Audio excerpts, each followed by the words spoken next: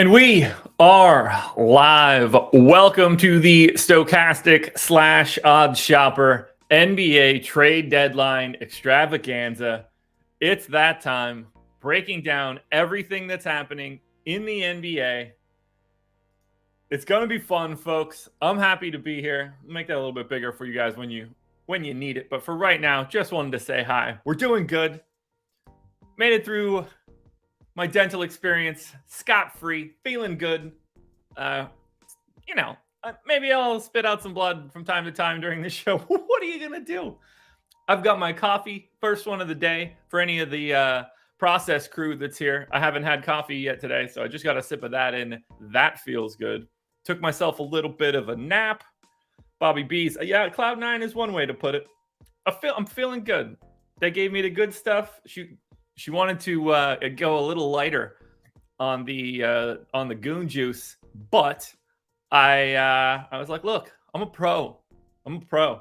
First question they asked me while I was there, they're like, are you dependent on any alcohol or recreational drugs? And I was like, first I laughed, and I was like, no, I'm not. The dentist walks in as I'm saying it, and his response was, why not? So it's going to be that kind of a day. But I'm feeling pretty good here, folks. What I need you guys to do before we do anything, and I'm going to remind you throughout the show, hit the like button. That one helps me out a ton. I want to see big numbers on this bad boy. We had a packed house last year. Let's do it again this year. Hit the like button, subscribe to the channel, hit the notification bell so you know when everything goes live. Make sure you're following me right here at Josh Engelman. That would be incredibly helpful for you guys. For those of you that were looking for any Prize Picks content from me today, I tried to put that out before my appointment this morning. When I got to Prize Picks, they only had Prize Picks for the Hawks. There was nobody else, which makes sense. It's the deadline. I'm going to get you a Prize Picks video and some picks out after the deadline show is over, because we went 5-5 yesterday, or 5-0. We went 5 out of 5, but we went 5-0 yesterday. You know that has to come back up today. For contenders are just not made for the trade deadline. If I would have recorded that this morning, that would have been one of the dumber pieces of content I've ever done. So that'll be back for tomorrow. Not useful for today. But for now, folks, let's do this. I assume that you guys can see most of that on a full screen. That's going to be what I've got up for TweetDeck. We're in good shape here. I guess I should start talking about some of the trades that we've already seen. And I'll hit on some of the minor moves first that, don't matter all that much. For example, the Denver Nuggets will be getting Thomas Bryant from the Los Angeles Lakers for Devon Reed and 3 second-round picks. That's actually a little wild to me. It seems like a lot of second-round picks. I did not look into what seconds they are, but Thomas Bryant is at a point now where he's not going to be playing as a center for the Lakers. If he can play 13 minutes a game behind, it's not great for Zeke Naji, but now you can be a little bit more matchup dependent, and you don't have to play DeAndre Jordan. But that's a low-level move for Denver. I mentioned it earlier today in a tweet. I would really prefer to see Denver use Bones Highland to try to get one of these wings from Brooklyn. I think that they can add a legitimate final playoff 8-man rotation guy to their team without sacrificing their present lineup at all. And I think you have to take a look at something like that. That trade last night and what Brooklyn has done over the past couple days has completely changed what other teams can do. And that's what I start to think is very interesting. Mike Muscala goes to the Celtics for Justin Jackson in 2 seconds. Thunder cash in on Muscala, but I know people are going to think it's ridiculous. Mike Muscala is good for what you need him to do and for sort of the insurance that he provides. we're talking last year, limited minutes, 63% shooting. He's like a 38, 39% three-point shooter, spaces the floor well as a 5. Certainly give the Celtics a different look, a better look than someone like the Unicornet is going to give you. But Mike Muscala grades out as a very positive guy in his role. We got to remember, if you're going to have a guy as like a 10 to 14 minute a game guy, and you look at like his rolling plus minus, and it's really good. Like Darko has Mike Muscala as a plus 1.5 guy. You need to remember that that is context dependent, that is based on the role that he had been playing, based on his usage. He's as good as you can get as an offensive replacement in limited minutes at center. And that I find really interesting. You've got enough wing talent for Boston to be able to make up for him in short bouts. He can play alongside Al Horford, which I think could be a little interesting. Space the floor nicely. So I like the Muscala pickup as just like a 10th guy. You know, he's probably never going to play in the playoffs unless you're like down a bunch and you just need to go hella offense. Don't forget, guys, I'm happy to hit on any questions you may have. We're going to talk about Prize Picks in a little bit, just in terms of wanting you guys to sign up there and follow my picks for sure. Goose, I'm feeling great, man. I'm feeling great. I assume my face is going to be sore from talking. I do have the faint taste of pennies in my mouth, but we're going to be all right. All right, Skittles, you're absolutely right. You're absolutely right. All right, let's hit on some of these other trades that have happened while we're at a bit of a lull. I guess let's talk about the most recent one that just went through. That's going to be Blazers, Sixers, and Hornets. So the Blazers are going to get Matisse Thybulle. The Sixers have turned Matisse Thybulle into Jalen McDaniels. And now the Hornets have gotten off of Jalen McDaniels. They're getting Svi Mykhailiuk back. Bunch of second-round picks moving around here. Weird trade for the Blazers, I guess. But if you're needing to replace Josh Hart, that's a decent way to do it. So if we want to think about it like this, they traded away Josh Hart. They got Cam Reddish, Ryan Arcidiacono, a lottery-protected pick, and Matisse Thybulle, because they also got Svi in that one, but they turned Svi into Thybulle. That's fine, I guess, for Portland. I'm not a big Thybulle guy. I don't think that he'll ever be able to shoot enough to matter in the NBA. Clearly exceptional talent from a defensive standpoint. You know, he is one of the best defensive wings that are in the league. And you love to see that. Let's retweet out my trade deadline link. You love to see the defense, but this is a guy that takes 3.5 threes per 36 minutes, shoots them at a very low 32% clip. Like, if the other team can't respect you to shoot, it's a real problem. And unless you're able to play him in a full, stretch center environment, he's just never going to be able to be out there for long enough, which is a real shame. If that shot comes around ever and teams have to start respecting it, you've got something with Thybulle. So I don't really love what Portland was able to do with Josh Hart. I'm more of a Josh Hart guy than most. On the Sixers side, though, they get Jalen McDaniels, and I guess it's interesting to me. He's not been the greatest option in the world.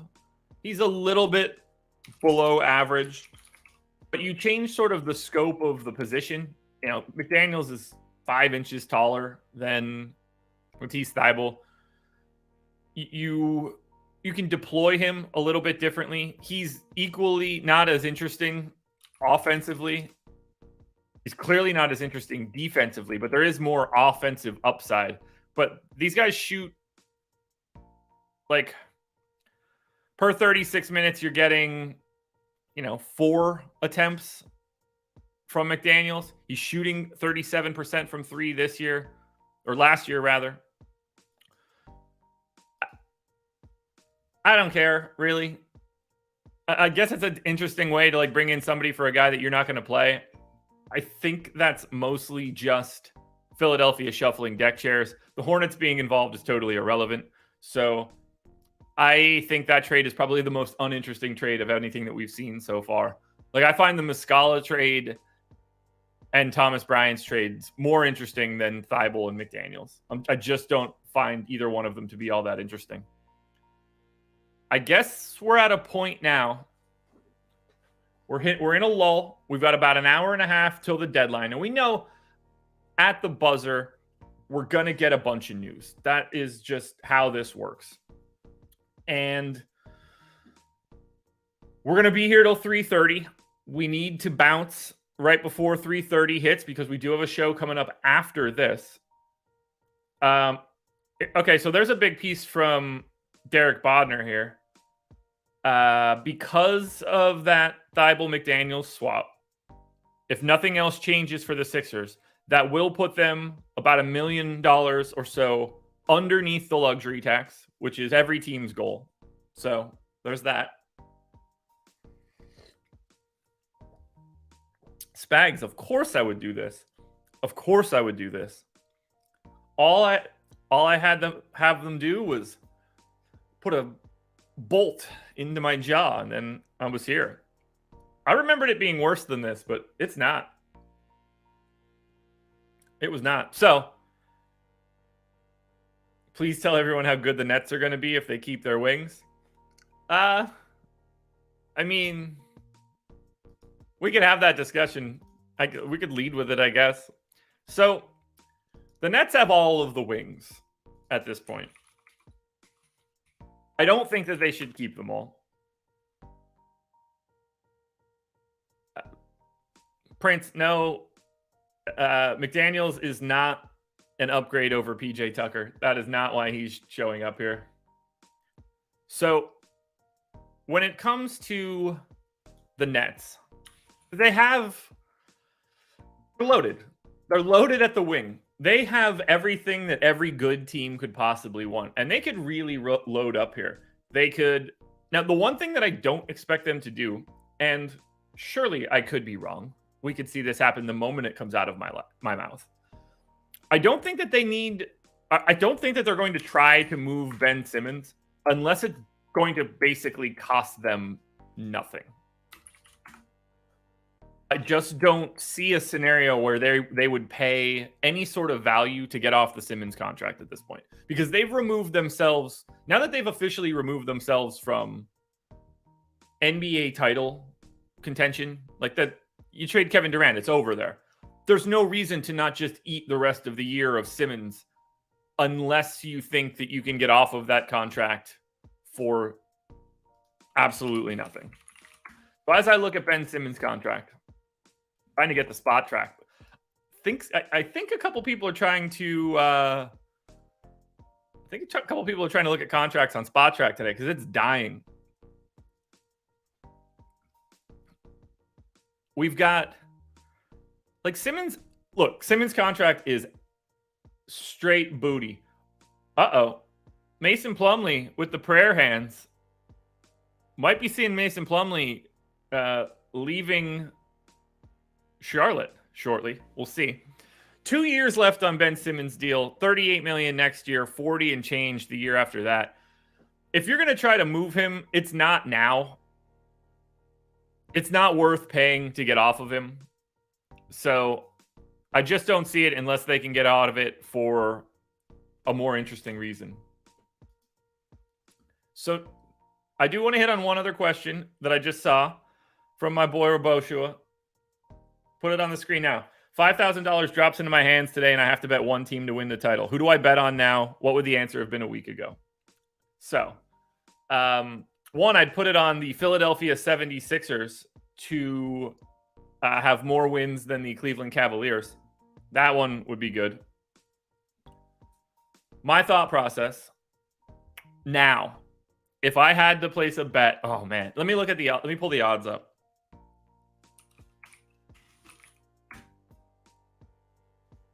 My answer would have been the Golden State Warriors a week ago.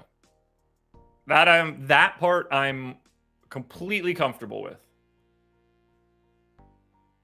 If I had to place a bet on a team to win the NBA title this year, it would be the Boston Celtics.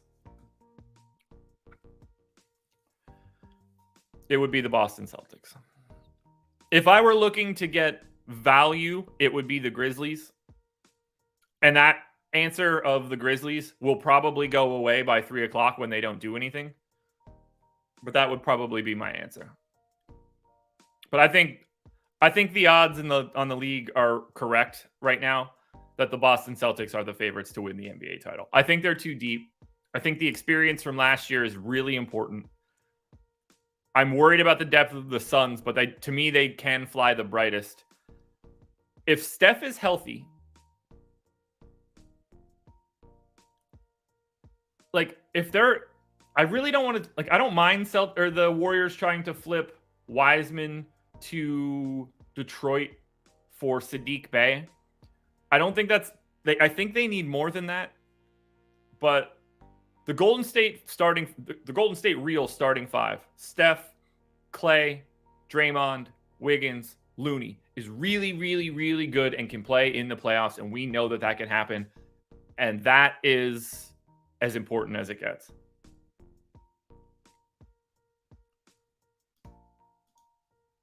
Alrighty. Chat's feisty. It's fun to see. I guess we'll talk about the big ones now. Let's talk about the real trades that have happened.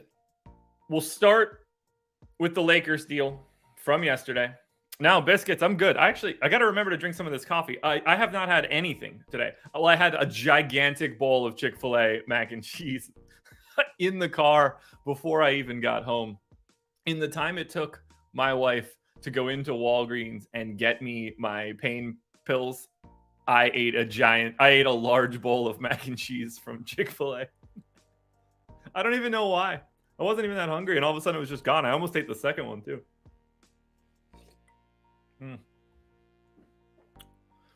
That coffee is hitting the spot. Okay, so obviously you guys saw last night, Lakers deal goes out. I was just chilling. I didn't play last night's DFS slate because I knew it was going to be ridiculous. So I cooked dinner, hung out with the wife.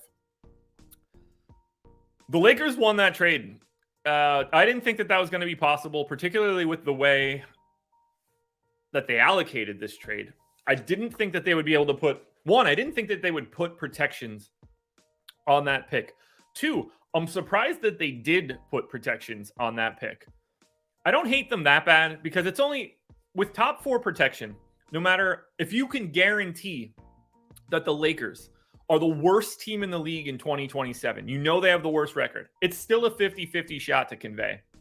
And it's so much smaller as you work your way down the line. So I'm a little surprised that I know why that the Jazz took the deal as constituted with the protections and then it reverts to a second. I understand why that happened because the Lakers were not in a position to let that pick be encumbered moving forward. If it was unprotected, it wouldn't have made a huge difference. But with the protection, it basically had to end there or it removed them from having more flexibility moving forward.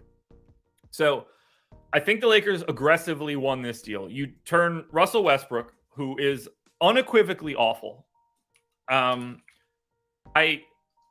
fact that he is it still happening?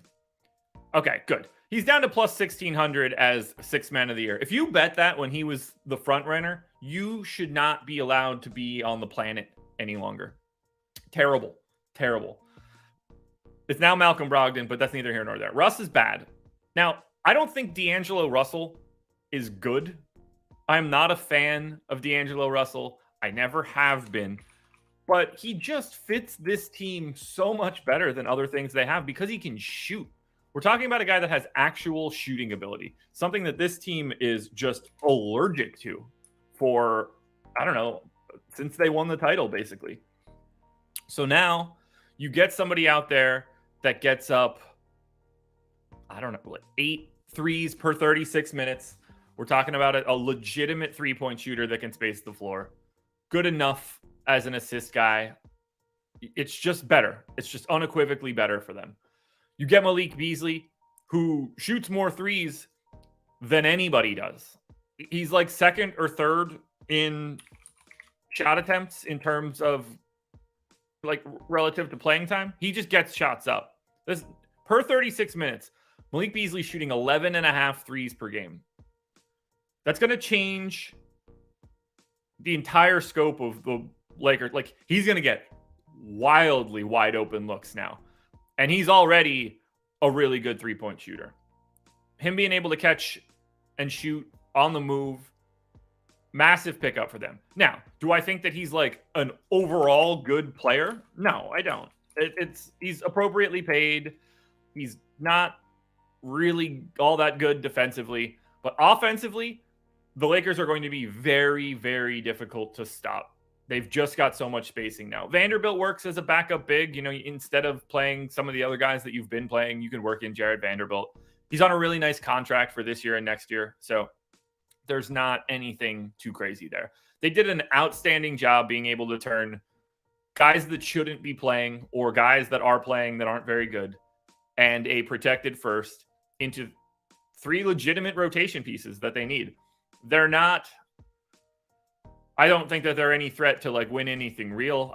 They don't have, you can't, I don't think that you can do that with no defensive talent. It would take AD and LeBron. It's not possible. So they did a great job. They did as good as they could possibly do. I give that trade an A for the Lakers themselves. We like to rag on the Lakers front office a lot, but you know, like they won this trade. And so much of what they do is just them being hamstrung by LeBron. Now, they could show some backbone. Damn, Jay Crowder. That's an interesting tweet. All right, anyway, we'll go to the Minnesota side now. Mike Conley comes in for D'Angelo Russell. You get Nickeil Alexander-Walker and a couple second-round picks. You know, Mike Conley's just an adult in the room. It's obviously you're getting older. You know for sure that Mike Conley has a great rapport with Rudy Gobert. We saw that pick and roll duo be quite lethal. Conley's still efficient-ish. He's having a lot of trouble getting to the rim at this point. He's having a lot of trouble doing really anything inside the arc, but he can still make a three. He's going to run an offense. He's going to play better defense than D'Angelo Russell will. I guess I get the output here. You know, you got Conley on a deal for next year. Whenever he extends, or if he extends or reaches free agency, he's going to be on a much more team-friendly deal than the $30 million or whatever that he's making right now. So it's whatever for the Wolves. I don't really care too much. I don't think that the difference between Conley and Russell is all that big. I like it in terms of like unlocking a bit more of Gobert. In the grand scheme of things, I don't think that it ends up mattering at all for Minnesota. It's nice to get, like, I probably like the second round picks more than anything.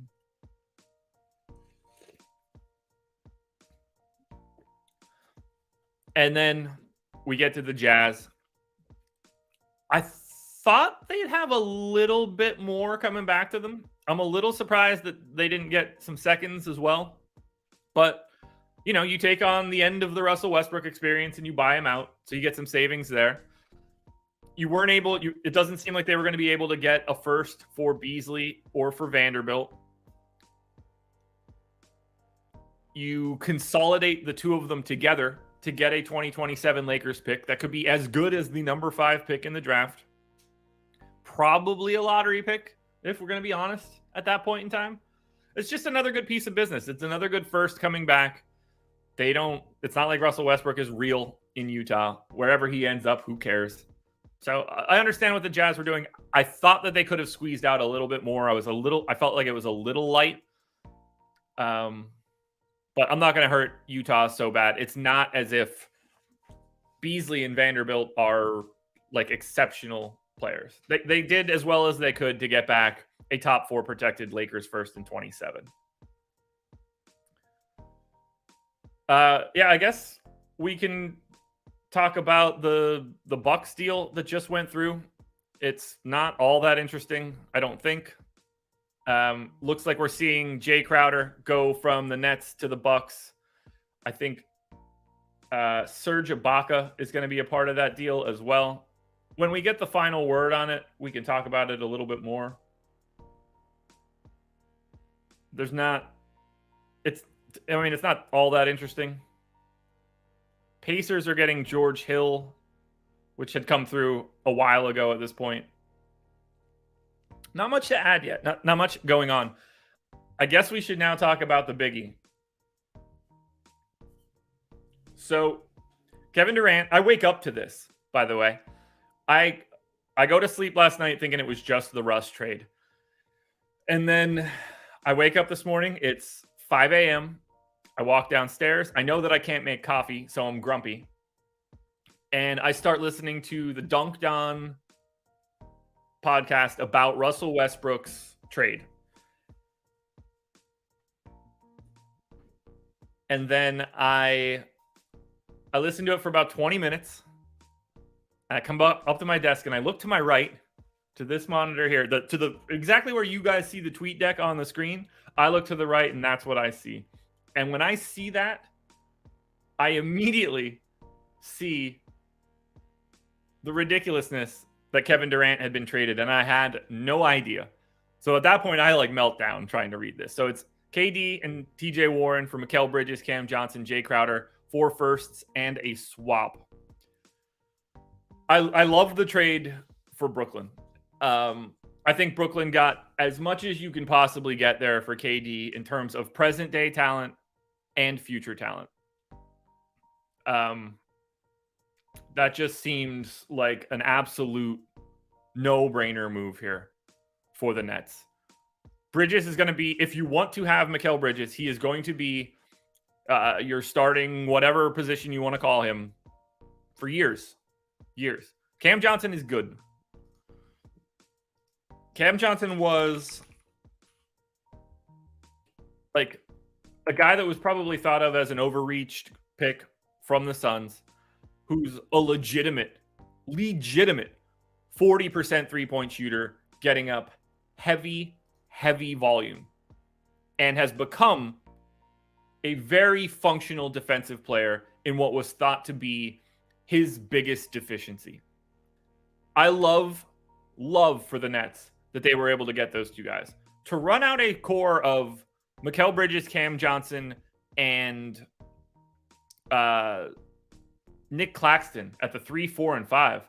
I really do wish that they would have been able to somehow, if this order of operations could have happened at a different time, them getting into the Donovan Mitchell sweepstakes could have been really interesting, in that now they're looking for a guard.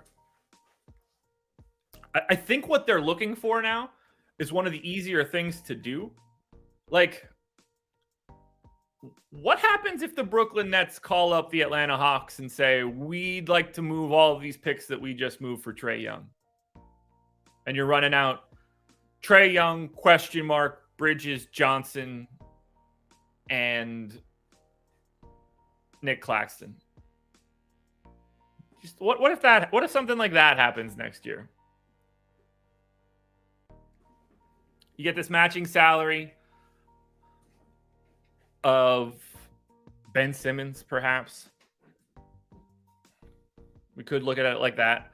Obviously, Dinwiddie is going to be a totally perfect stopgap.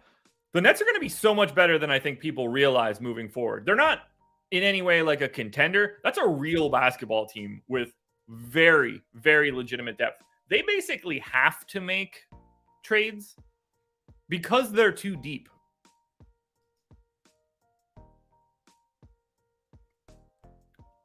It's just the depth.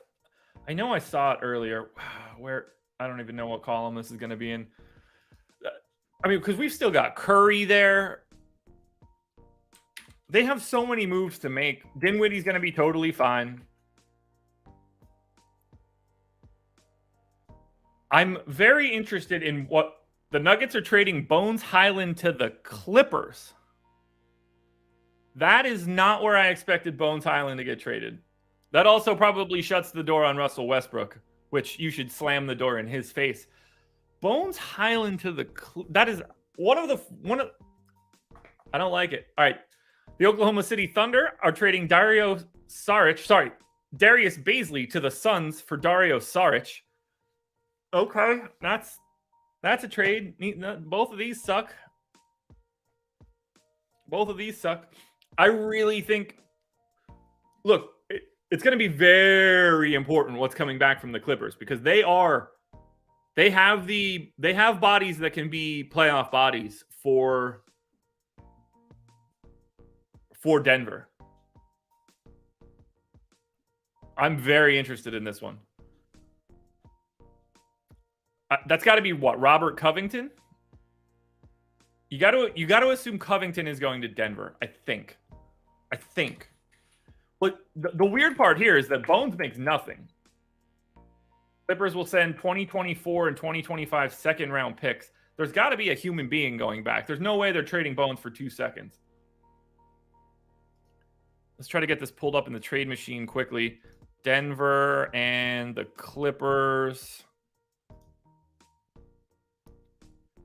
Because Bones doesn't make any money. That's the problem. He's on $2.2 million.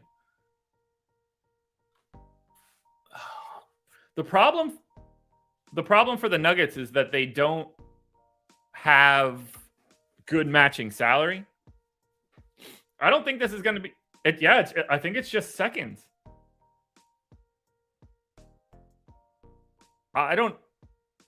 Is that what we're determining Bones Highland's value was? 2 seconds? I mean, yeah, I have to assume that the Nuggets are at least... Yeah, chat, it doesn't appear to be Covington. I assume that the Clippers were going to trade some of their depth here in the swap, but that's not happening.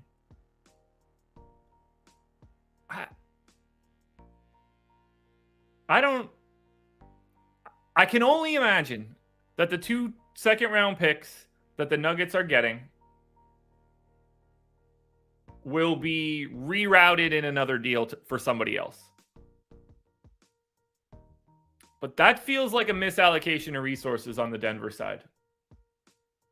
Or we're not getting all of the pieces yet. Yeah, I agree with Garrett here.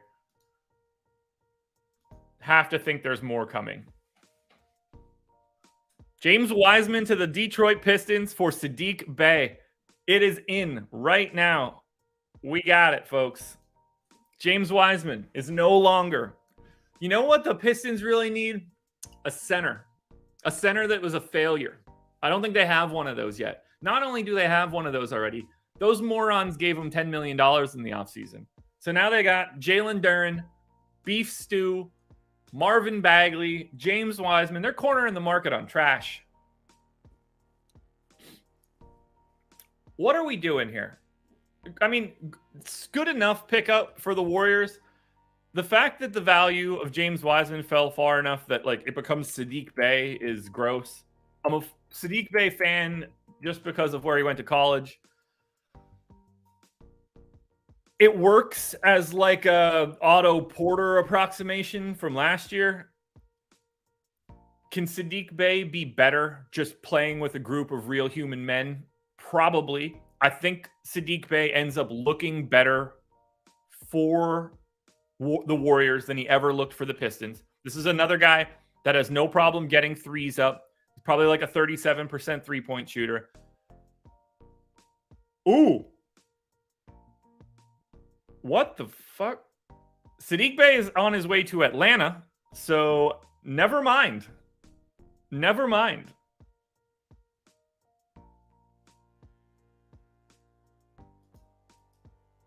Well, okay, so three-way deal.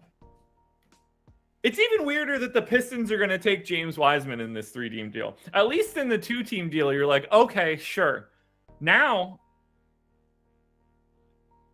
they're taking on Wiseman, and he's not even the one that's getting kicked to the curb. It seems like everybody talking about the... Oh, is this going to be John Collins? No, can't be, right? 5 second-round picks to the Warriors to get Saddiq Bey. Did they just trade James Wiseman for 5 second-round picks? Guys, I need you guys to let me know. Am I actually doing this stream? Am I still asleep? Is this the drugs? Am I still under Am I still under the influence of sedation?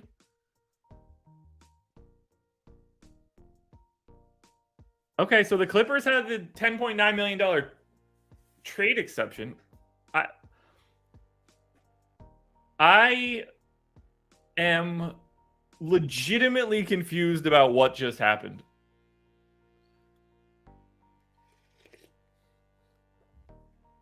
By the way, we're not going to need to talk about this one too much. Sarge to the Thunder, Darius Baisley to the Suns is just a totally meaningless trade. Atlanta is sending Golden State 5 second-round picks for James Wiseman.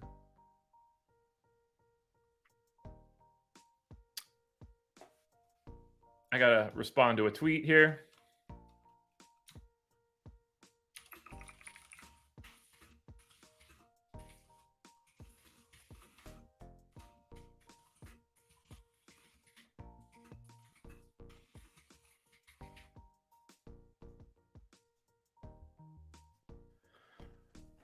I mean, great deal for the Clippers there. Guys, you got to pump the brakes. There's no John Collins going to Golden State as of yet. Not that I see. Sadiq Bey to the Hawks. James Wiseman to the Pistons. Golden State Warriors received 5 second-round picks. I mean, the Warriors are going to try to, much like the Nuggets, the Warriors are going to try to send those back out again, I would imagine. The Golden State Warriors have no need to hold 5 second-round picks for the rest of this season. Unless they're really worried about Steph.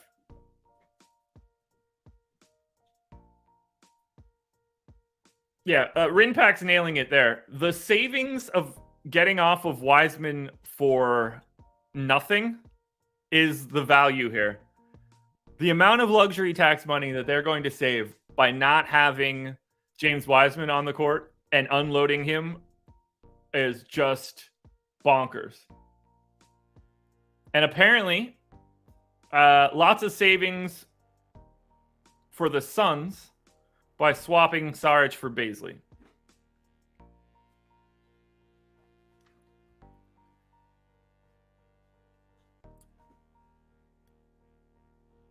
So, guys, you got to remember, here's the tricky part. We might not see that one get announced immediately because the Warriors are not going to make this deal until they know they're done. Because James Wiseman's salary is basically the only thing they have. One of the few movable salary pieces that they have. If they trade Wiseman, they're removing themselves from any other real discussions. So this is where it starts to get problematic. Guys, the Warriors are not going for OG Anunoby right now. No. If you trade James Wiseman's like 10 million whatever salary, you're taking yourselves out of the sweepstakes for anybody. So this trade either becomes a 4-team trade, or I don't know what the Warriors can do save of breaking up their 4 main guys.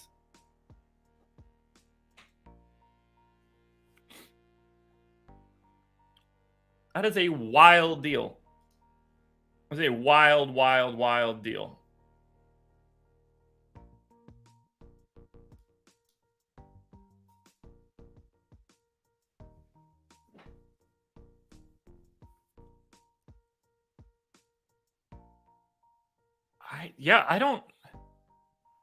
This is just going to be ammunition for the Warriors, is my guess. They just don't have a mechanism to add people any longer. The fact that it's just too... Yeah, there you go. Mark Deeks. Think of it this way. The Warriors just traded James Wiseman for $100 million.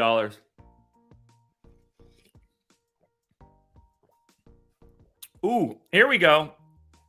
Hot off the presses. The Hawks are trading Justin Holiday and Frank Kaminsky to Houston for Garrison Matthews and Bruno Fernando.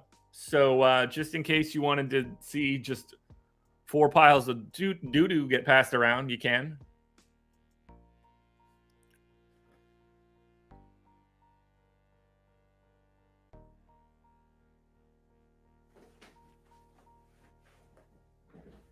Sam Van Dam, how many concurrent viewers do we need to keep me on till 3:30? I mean, I want more, but I'm here till 3:30 no matter what. The Bones trade is the one that surprises me. I thought I was alone on I think Bones sucks island, but turns out everybody else is on that island with me.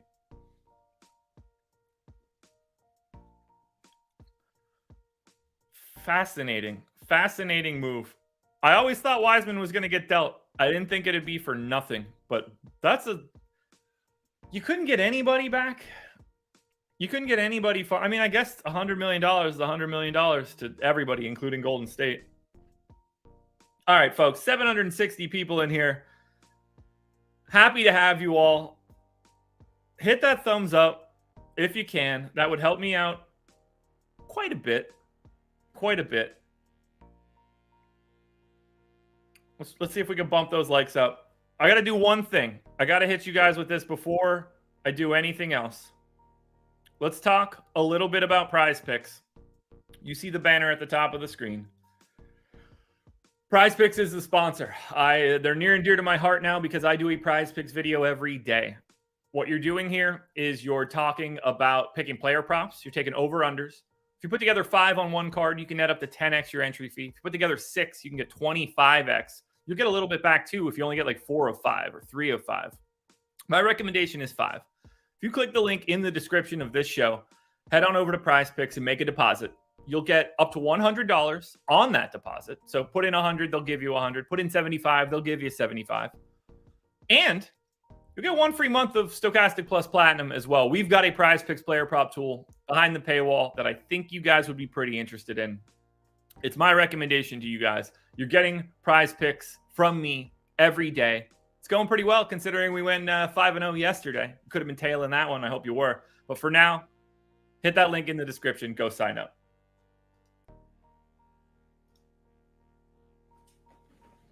Damn right, Stephen Leibowitz. Courtney, I feel a lot better than I was expecting, too. Sadiq Bey to Atlanta. Wild stuff. Wild stuff. Did we miss anything else that came in during that ridiculous amount of time?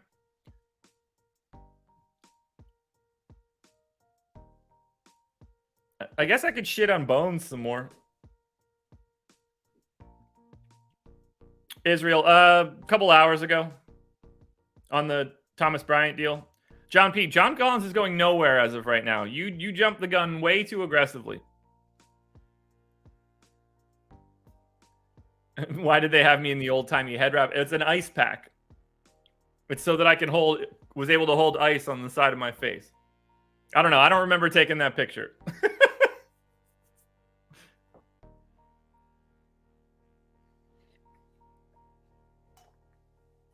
I legitimately don't remember taking that picture or posting it. So there's that. All right, per Hollinger, it's $131 million saved. Woo, boy. 2 second-round picks in that deal with Bruno, Fernando, and Garris. It doesn't matter. Nobody cares about that deal. It's my profile pic on Twitter? That can't be right. Did I accidentally set it as a profile picture, too? No, I didn't.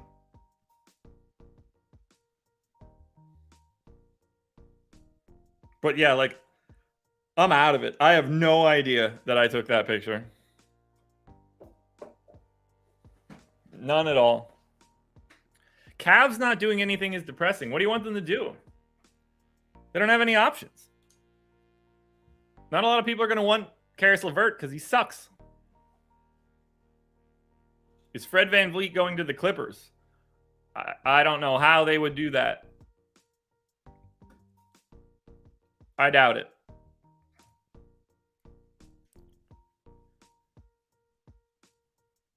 Yeah, I mean, I'm sure they would like to get a shooter. You got to have something that you could trade to get people.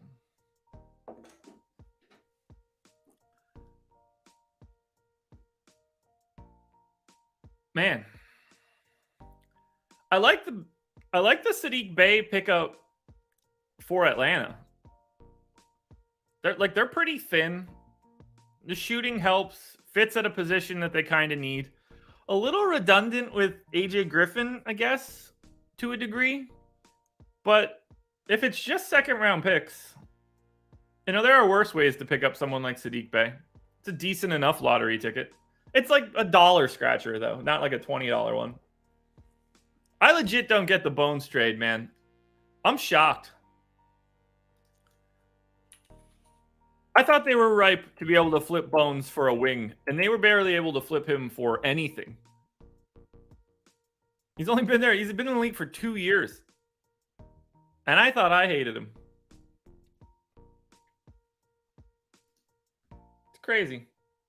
Truly crazy. All right, guys, what should we talk about? What do you want to know? Hit me with questions.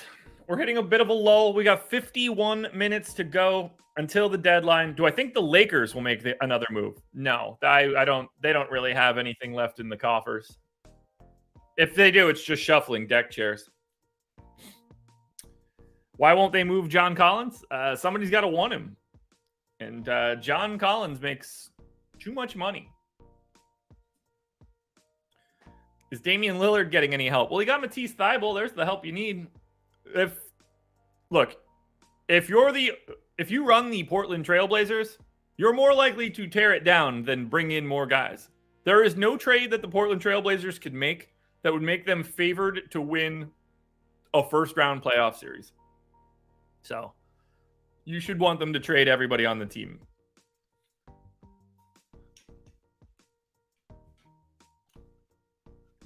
Prize Picks content. Haywood, yeah, I'm going to try to record something after the deadline. There weren't any picks up this morning, so there's really nothing I could do.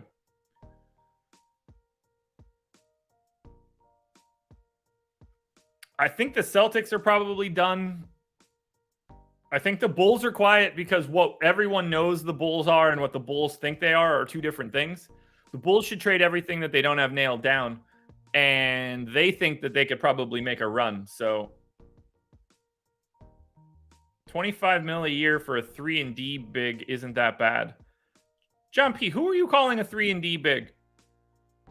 I have a feeling you're trying to say that that's John Collins. Brian Goodwin, the Pacers don't want George Hill and Serge Ibaka. I can promise you that. John P., John Collins is not a 3-and-D big. Let's start there. If John Collins were a 3-and-D big, they'd want to keep him. He doesn't have the D. Eric Gordon to the Los Angeles Clippers. Of all the teams to be taking on bodies for nothing, I didn't expect it to be the Rockets. Or the Clippers, rather. So the Rockets are going to get... What does Gordon make?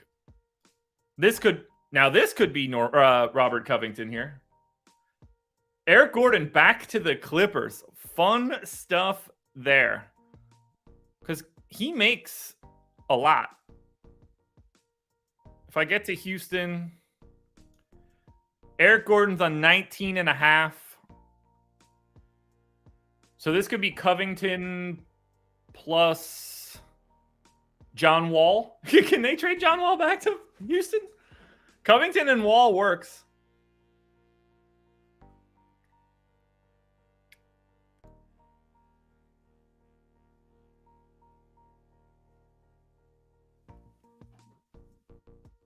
I'm really excited to see who's going back to Houston here. I would be very, very surprised if John Wall isn't one of the names we end up seeing. But at the same time, it might not be possible for John Wall to... Now, I think he signed there. Interesting. How does this affect KJ Martin? He probably starts now.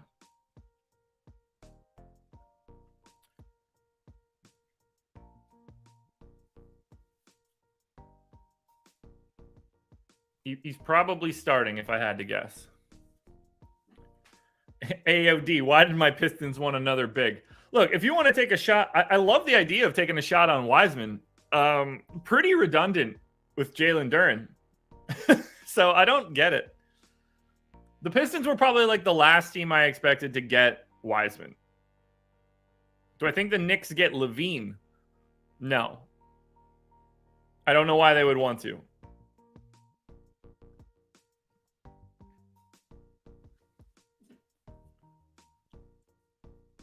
The Pistons so far have been like the most confusing thing that I've seen happen. For sure. Y'all need to stop thinking Dame is good. What a terrible take from Chandra. Not that I'm surprised in any way. But holy hell, is that a terrible take. Do I think the Bucks are done? Yeah, the Bucks are done. They don't have anything else to do. Oh, Luke Kennard to the Grizzlies. Okay. That's probably going to get all folded together.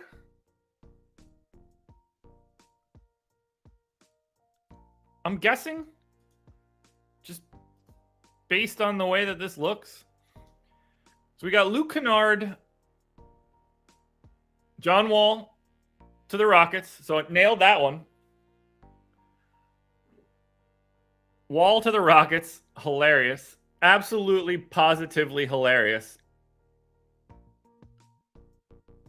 Now we need to think about Kennard's on $14 million going to the Grizzlies.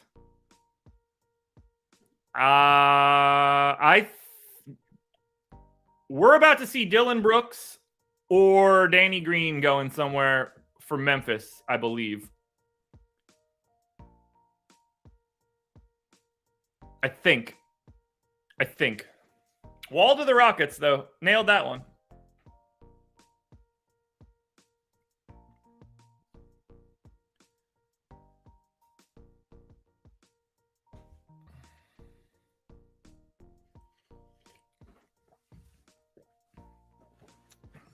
Wall to the Rockets is fine. Look, they just needed to move that salary. But Eric Gordon's at 19.5. Luke Kennard's at 14.4. Wall was at 6. So we're getting to around that 20 million. Now, I really, really don't know. Look, so Luke Kennard makes 14 million here. I don't think that they're going to aggregate a bunch of salaries to Memphis. Do they have any? Memphis doesn't have any trade exceptions either. So this has to be Danny Green plus somebody or Dylan Brooks plus something. Those are really the only ways that these trades work to get Luke Kennard to Memphis. Danny Green is going to Houston from Memphis. There you go. Nailed it. So Danny Green's going to Houston. Eric Gordon is going to the Clippers. John Wall is going to the Rockets. Luke Kennard is going to the Grizzlies. I think that trade works as constituted. Yeah, okay, so that works. That's going to be a three-way deal. And we got the pieces. Kennard to the Grizzlies, Gordon to the Clippers, Wall and Danny Green to the Rockets. Works financially. Rockets get a pick swap, I guess. So, I think we hit that one pretty good, right? Every piece came in, broke that down quickly, figured out the contracts, nailed it. That's what we got going on.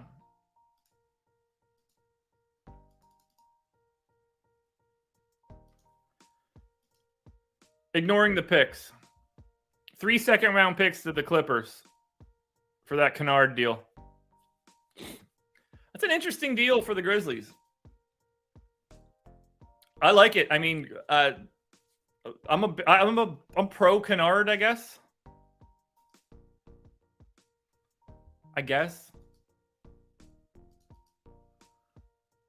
Look, we knew Wall was going to be going, so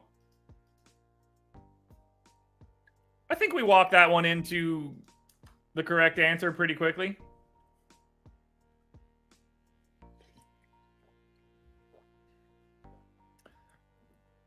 I mean, look, if I'm Memphis, I'd rather have Luke Kennard than Danny Green because it's Danny Green at this point. I just don't know how much. They know his health better than any other anybody else. They know what they saw with him working through his knee injury. You want to turn that into Luke Kennard? I think that's totally reasonable. He's like a completely average NBA player. It's better than giving minutes to, he's like another John Conchar to a degree, just a different version.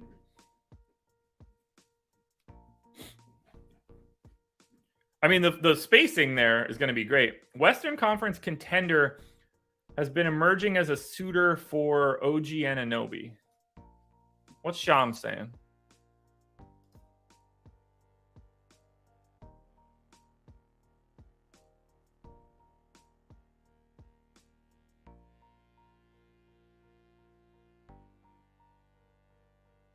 Give me 1 second.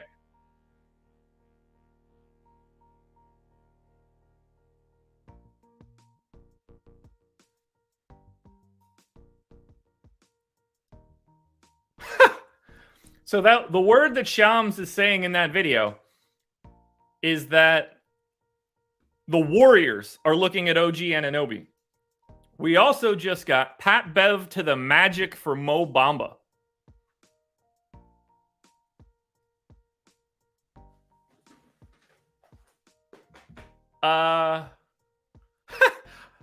Can we talk just for a brief second how hilarious it is that Russell Westbrook and Pat Bev had to play together in LA and they put their bullshit aside and now neither one of them play for the Lakers. I'm not entirely sure I understand that move. Like, I get it, the backcourt's crowded now, but I get that the backcourt's crowded. Why in the world why would the Lakers want Mo Bamba?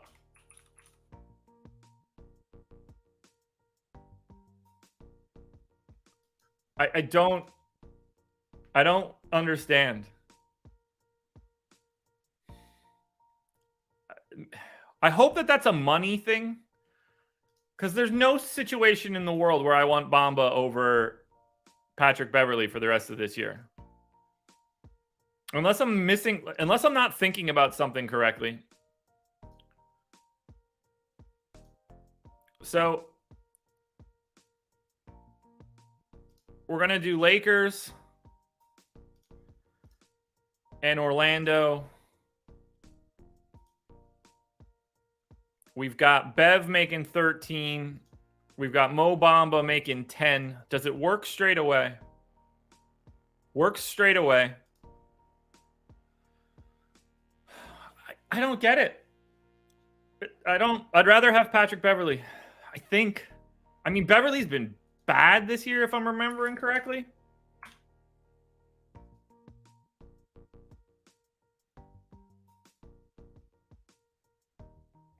Yeah, I mean, I guess if Bev is going to be this as bad as he was this year and not last year's Pat Bev, maybe that's the difference.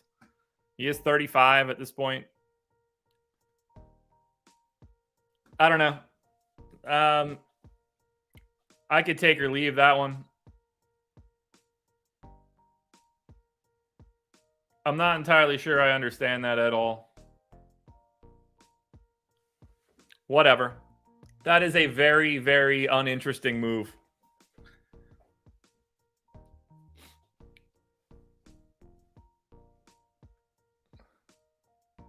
Huh. I just can't imagine ever thinking like, all right, now I got Mo Bamba.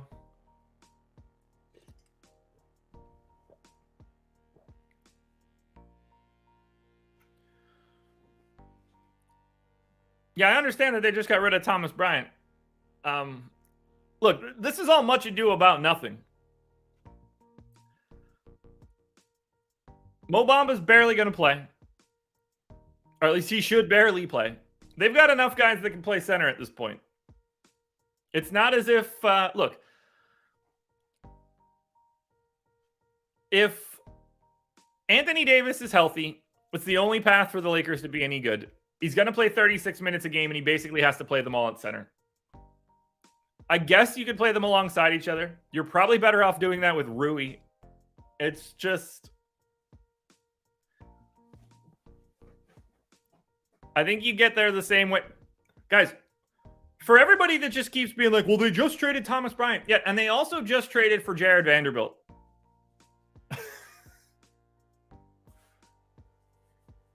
They've got Jared Vanderbilt. They've got Rui. They didn't need Mo Bamba. I'm quite positive of that.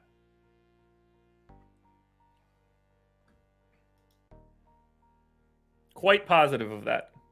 We're up to 890 people. I don't know how many likes we have, but now I want to know. 261. To the 800 of you that are in the main channel, hit that thumbs up. This bad boy's having fun. This is a good one. I could go all day. Mouth doesn't hurt at all. I got painkillers to take later tonight to make it feel even better. It's going to be a good one.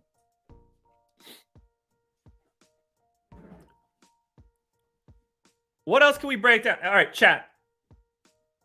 Is there anything else that I need to break down that I haven't hit on yet?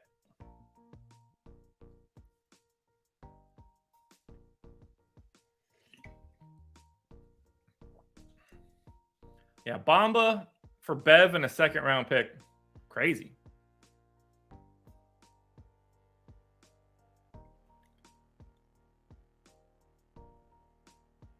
Bamba's way bigger than Vandy. I mean, that's true. Josh Richardson to the Pelicans. Okay. So we're going to get the Pelicans involved here. And the Spurs. Not at all where I thought Jay Rich would end up. Josh Richardson's making $12 million. That's going to be Devontae Graham, maybe? Are they going to use a point? Are they going to use a pick to get off of Devontae Graham's 2 years? That's... Yep, there it is. Devontae Graham in 4 seconds. Boom! Another one right for Josh Engelman right out of the gate. Nailing this stuff, folks. Didn't even get out on the screen yet. Put that one into play. Sometimes it's just that easy. Sometimes it's just that easy. Devontae Graham going to the Spurs. Honestly, like, they need a guard with the way that Trey Jones has been out lately. Great trade for the Pels. You take a guy that you don't want to play on a contract that sucks. You turn him into a guy that's had a bit of a rebound year this year. Now, it's not as if the fact, like, he's shooting 36% from three. He shot 42% from three last year. Darko has Richardson as a negative 0.8 guy, so a little bit below average. If the cost of getting off of 2 more years of Devontae Graham is 4 second-round picks for a team that's got enough draft capital right now, I think that's all pretty reasonable.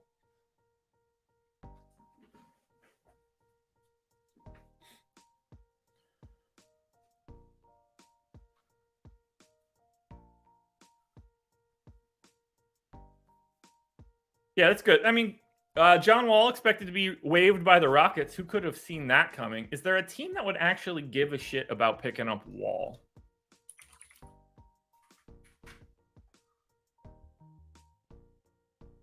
Let's see. Kevin Knox is in that Warriors deal with Wiseman and everything. Nobody cares.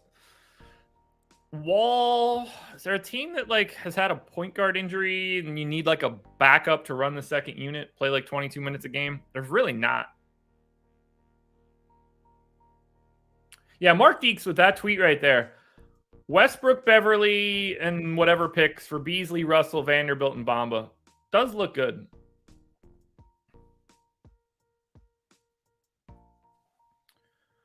Yeah, I don't really see a spot where Wall... Michael Roundtree, Toronto. You know what? That's not ridiculous. If John... Because they love... Their whole scenario is pushing the ball. So I do like the idea of him coming in for like 18 minutes a game and being able to run more of the Toronto transition.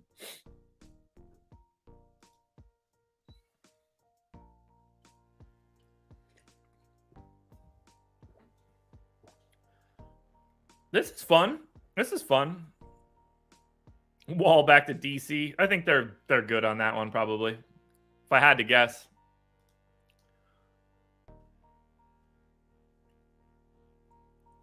Jeremy, luckily for the Wizards, they can get Wall and Westbrook if they want. Why have one when you could have two? Spider-Man meme these two guys as two shitty point guards.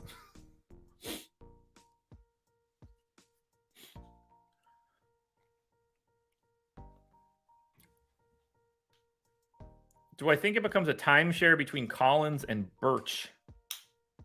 Collins and Birch. Nicholas, what team are you talking about?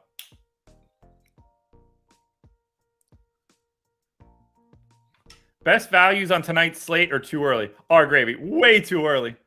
Way too early. I don't have a damn clue. I barely remember what's on this slate. You got to remember, man. Well, maybe you don't know. I did a process show this morning and then was sedated for a surgical procedure. I don't even remember doing that damn show. I don't remember who plays today. Oh, Zach Collins and Kem Burge. Okay. Oh, yeah, shit. My mind is only stuck on everything from today. I totally forgot about the Jake Puddle trade. Yeah, that's Zach Collins isn't going to go in there and play like 30 minutes. They're going to split that time. I mean, like, that's a great. Let's just talk about it like this. If you're the San Antonio Spurs, why aren't you taking that shot on James Wiseman? If the price is essentially nothing, you are $20 million below the salary floor. Why would the Spurs not be like, they could have just absorbed James Wiseman the same way that it's happening in this trade. If you're the Spurs, why don't you roll those dice?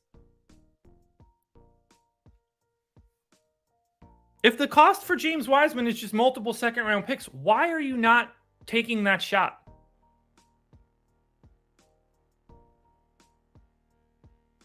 It makes no sense. Ooh.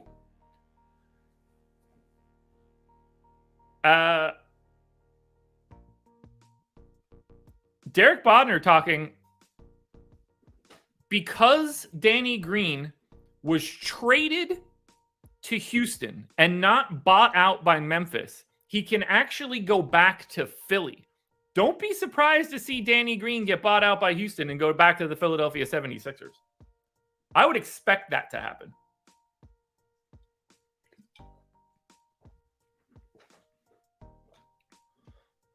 That's fun. That's fun.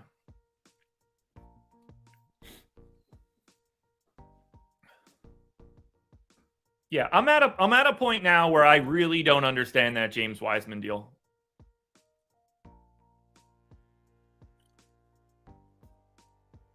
Do I think that the Sixers should move Maxey for defensive help in the playoffs?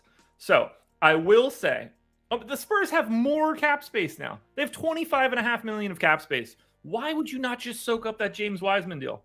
Oh. Mouth hurts. Yeah.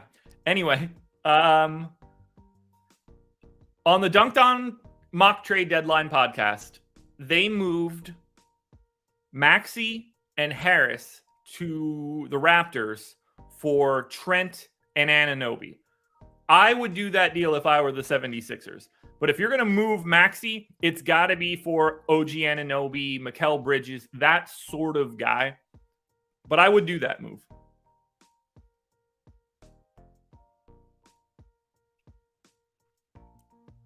If they could reappropriate Maxey for a guy that fits a little bit better, I would do that. I would trade Tyrese Maxey for OG Anunoby.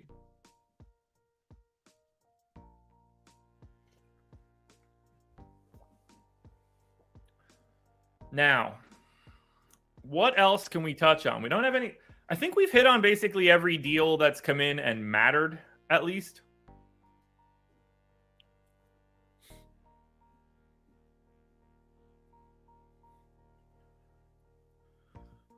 Yeah, like I'm not digging into Garrison Matthews, Bruno Fernando, Justin Holiday, Frank Kaminsky. That's one of the dumber things I've ever seen. I got nothing left to say on the Bones Highland deal. Pacers are waiving Terry Taylor.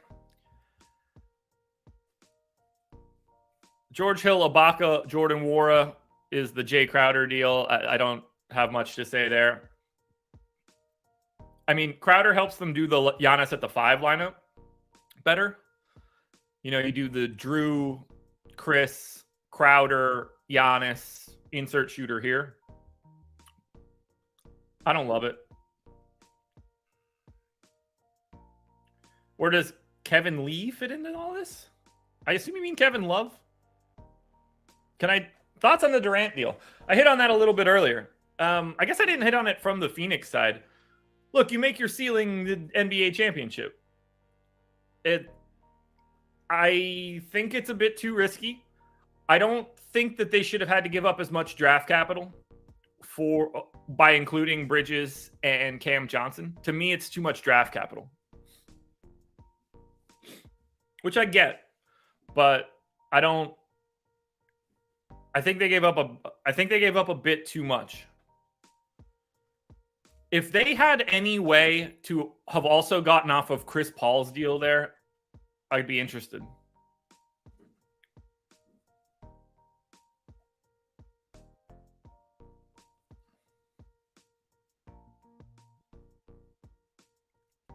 Christian, you'd like to see Towns traded? Yeah, I think a lot of people would. And don't worry, he'll be gone soon enough. Yeah, Suns owner does want to win now. I think he paid a little bit too much. But look, it's Kevin Durant. He's one of like the 5 guys on the planet that has the ability to win you an NBA title. You take those chances. I can't say anything negative about it. They are just comically thin now. But I think they're the best, they're the most likely team to win the West. Although I find the West to be difficult.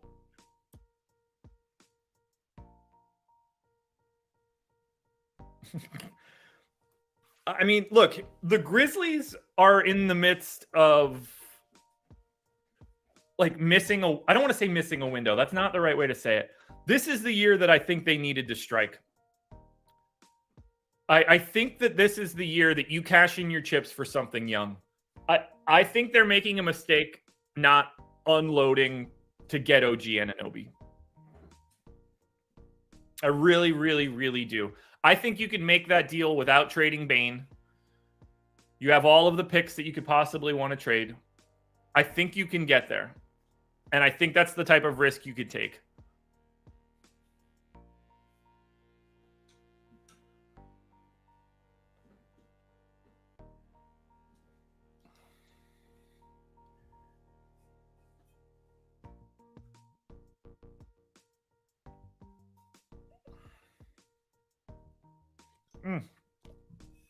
You know, guys, I'm a little sad. It's 2:30, so we've been going for a little over an hour now. Hour and 14 minutes. I'm done my coffee, and I have some water, so we're going to have to fill that up at some point in time. But I'm feeling good. I'm feeling good. Raptors trades getting held up in customs.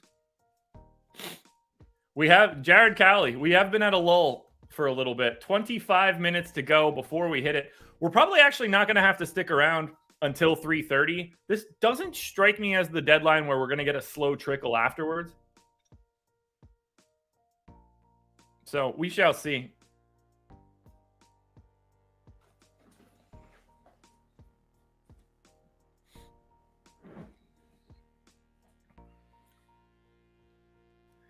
Cheyenne, it's just over under. He doesn't understand most things. I wouldn't expect him to understand what a trade deadline show is either. It happens. Not everybody's as bright as us, Cheyenne. Not everybody.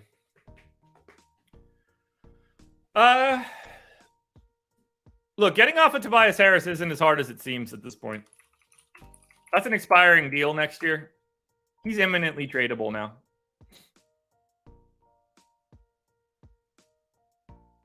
$39 million next year.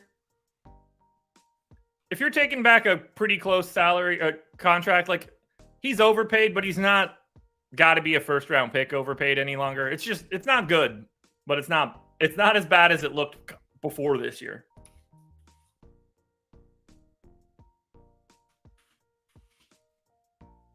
Like he's a real NBA player.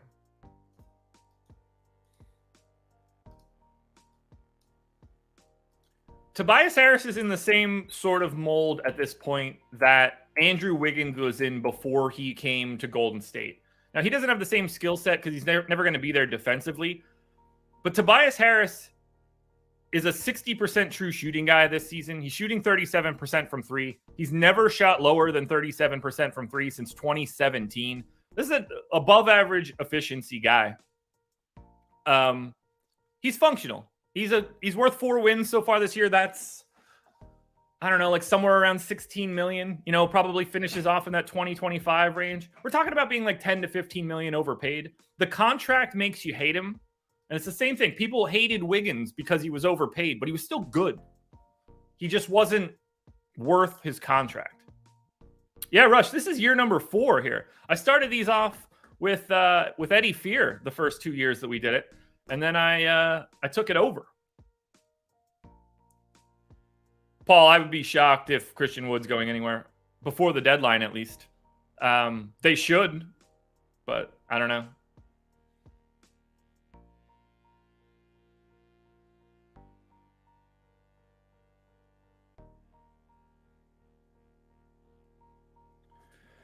Let's see. Josh, explain OKC's thought process of having all these picks and choosing to be in the middle this season. As opposed to which direction? Do you want them to tank or use the picks to get better?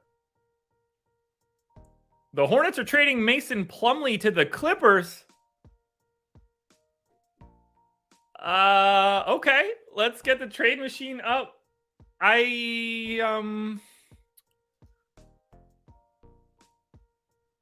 Are we going to be able to not recommend Zubats every night? I don't understand. That is not the team that I would have thought would be making this deal. Clippers in, Hornets in, Plumlee making 9.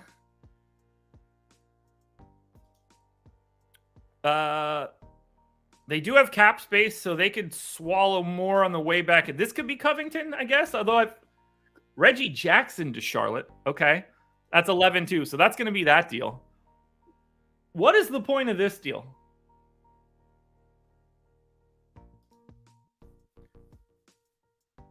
In what world are the Hornets about to move something bigger than Mason Plumlee?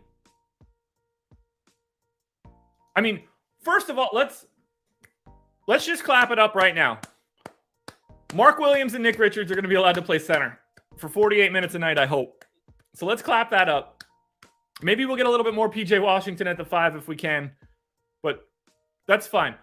What do the Clippers want with Mason Plumlee? Now, I guess the backcourt's just filled, and they weren't going to play Reggie Jackson either. I mean, are they going to try? Is this a precursor to like Terry Rozier getting moved?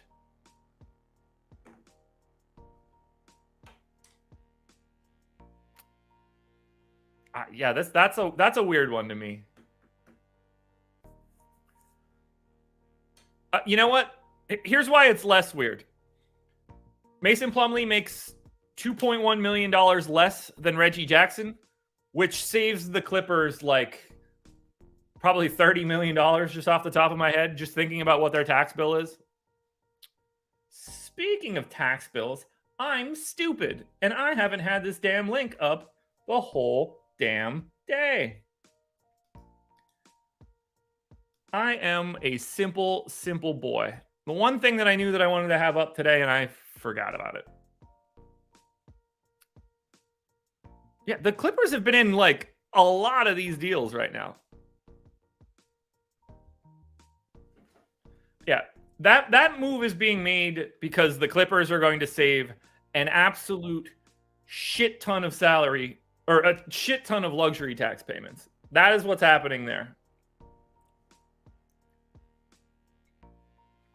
2.1 million is a pretty staggeringly massive number. So as we look at the Clippers salary sheet here,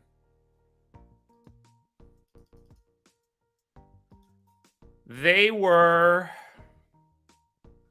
I don't know if this is totally updated. Let me see. Okay, so they've already put that. So that's Reggie Jackson there. Eric Gordon in. I mean, they're looking at like 135 million in luxury tax payments. They're going to save like 10, 15 million off the top of my head in luxury tax payments just by switching Reggie Jackson into Mason Plumlee. I mean, like, I get it. If you're going to take somebody that's not going to play and get another person that's probably not going to play all that much, you might as well save like a chunk of change if you can. That's my expectation. Like, we're not going to see much. I would imagine we're not going to see much of Mason Plumlee. So you just save. You save a pretty sizable chunk of change.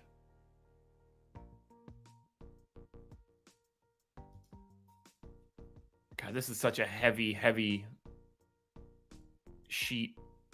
All right, let's get back to TweetDeck.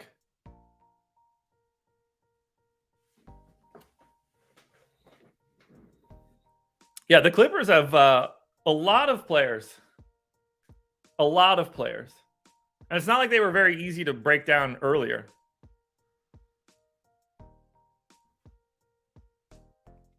Trent, I would not expect Mason Plumlee to get a ton of playing time. I'll say this much. I'll guarantee that he doesn't play more than 24 minutes a night. Mason Plumlee is in that deal to save them luxury tax money. Because you need to be within 125%, I think it's 125% of salary in the trade. So there's only so many guys that you could trade Reggie Jackson for to make that savings. And that's what we're having here. Oh, man, I wish I had another coffee.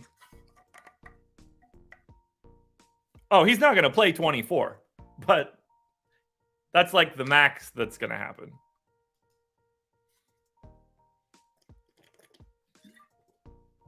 We have 15 minutes to go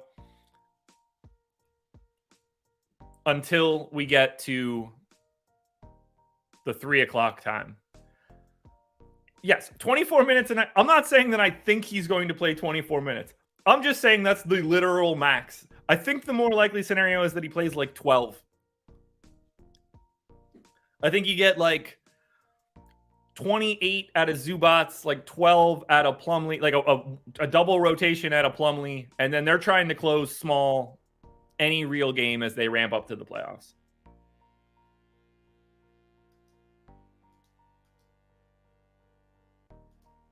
Man, why don't I have that tab management thing anymore?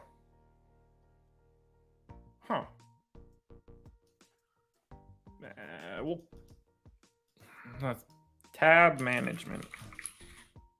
Chrome extension. I think we're hitting a lull. I'm going to say this now so that I can be wrong. I think that we're not going to see anything else. That's my expectation. I don't think we're going to see anything else right now. John Collins planned to be kept by the Atlanta Hawks past today's trade deadline. No deal for John Collins, per Jake Fisher. Opposite Texo, unequivocally Mark Williams. Gun to my head, name the Clippers' entire roster right now. I could get pretty far, but I would miss one or two of the guys that came up today.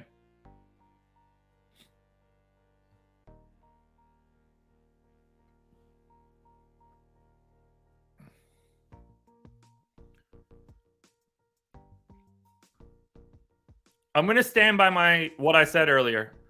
I think the biggest mistake of this deadline is the Spurs not getting in on James Wiseman. And I'm not saying that because I think Wiseman's any good. I just don't know why you don't take that shot if you're just going to drown in salary cap space.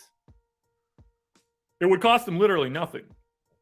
They're going to have like 45 million in space. Who the hell's going to San Antonio on purpose right now?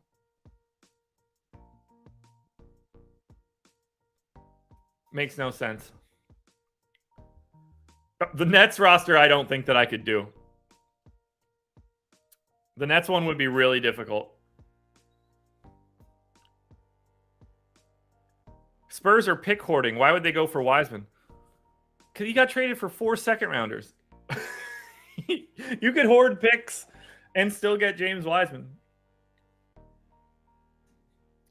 If it only takes 4 second-rounders to get James Wiseman, you can figure that one out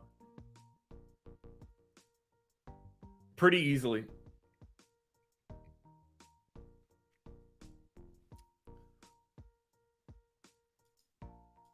Per Bobby Marks, the Golden State Warriors save $74.3 million on the James Wiseman trade. Wow.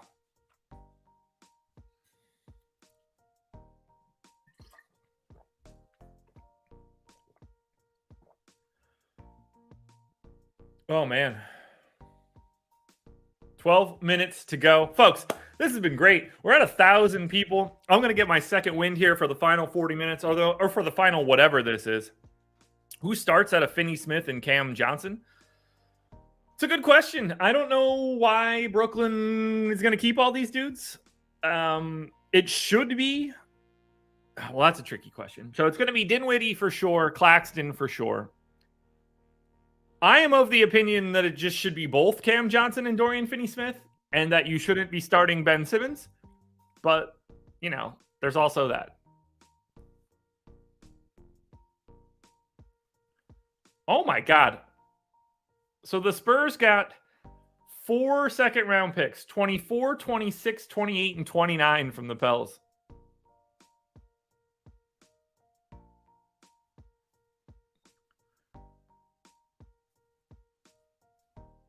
Watch is telling me to stand. That shit ain't happening. Sir Bud, I'm not as optimistic as you. The Grizzlies' odds to win the NBA title are getting worse every single second that goes by, not better. The Blazers are trading Gary Payton second to the Warriors for 5 second-round picks. So that's where all your second-round picks are going for the Warriors in the James Wiseman trade. Right back out the door so they can bring back the one guy that they let go last year. Gary Payton leaving the Blazers, I assume, for all of the second-round picks they just got. So if we really want to be honest here, the Golden State Warriors are essentially trading James Wiseman for Gary Payton II.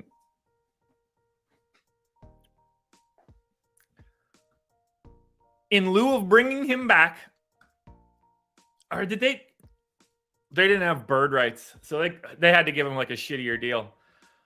Okay.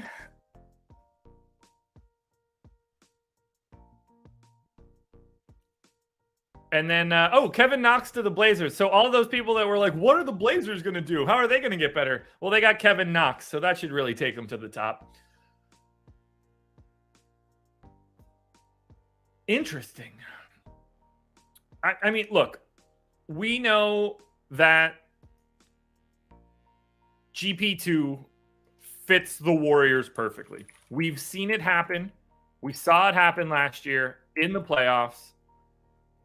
I think that's an expensive price to pay to like pseudo fix a mistake.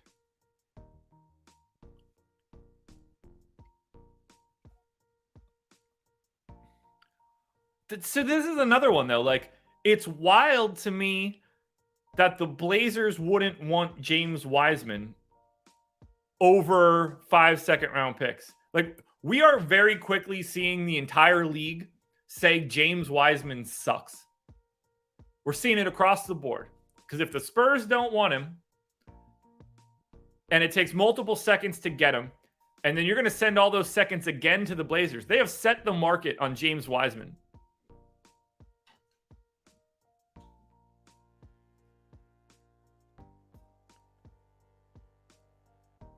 Interesting. Interesting. How much did he play in the playoffs last year?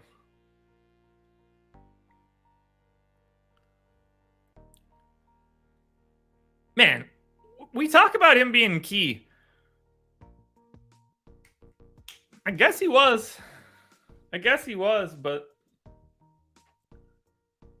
so many second-round picks. Damn. James Wiseman for Gary Payton. That is a trade that happened, sort of. Because Payton signed for $8 million. Yeah, what was the deal that he was on last year? So he's on 1.9, but they didn't have, I don't believe that they had bird rights, which is the reason that they couldn't re-sign him the way that they wanted to. So basically they had to pay $5. I wonder if they knew they were going to try to do this. Because he's on $8 million. He's basically on $9 million for the next 2 years for Payton. He ain't going anywhere. So all of that savings that we just talked about for Golden State is mostly gone now. Because if you're turning Wiseman into Payton, you're still getting a pretty decent chunk of savings. Because Payton's at 8.3. James Wiseman is at 9.6. So, I mean, they're still going to save like $10 million on that deal. Can the Nets make the playoffs with Dinwiddie, Bridges, Tom? Yeah, I mean, the Nets are still really good. Let's put that out there. And they're 32-22. If they don't make the playoffs, they did something so wrong.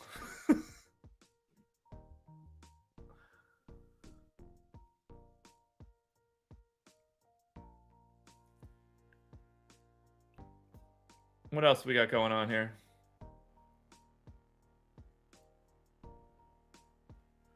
No other news. Got 5 minutes to go until the deadline.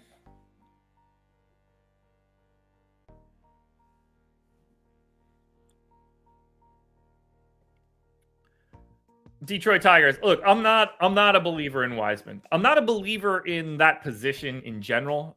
I think that if you're not one of those 3 or 4 tippy top guys, the Jokic Embiids of the world, that being like the 9th best center or the 21st best center is basically the same thing. And I don't see any path that Wiseman could ever be at the top. But if I'm a shitty team, I want to take that roll of the dice. I just wouldn't want to do that if I'm the Pistons because I've already done that through the draft.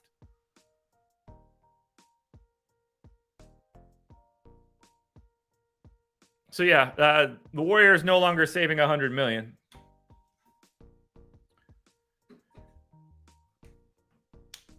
All right, what else we got coming in from you crazy kids in chat?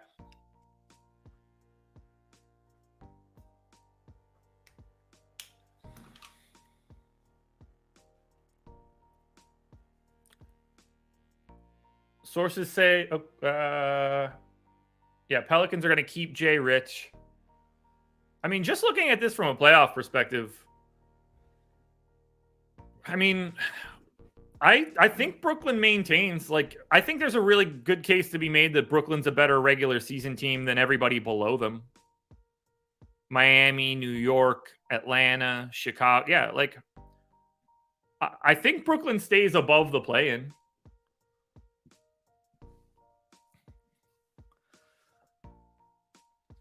I do think that they should have made another move, though. They are, like, they're unbalanced in a weird way, but I mean, Dinwiddie, Seth Curry, Mikal Bridges, Cam Johnson, Dorian Finney-Smith, Nick Claxton, like they're 8 or 9 deep of like legitimate NBA role players. I'm a big fan of what the Nets have going on right now.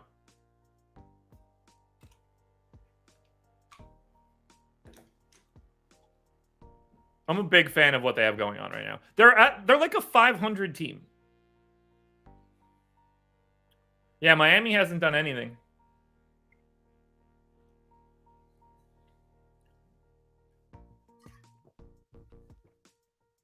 $257.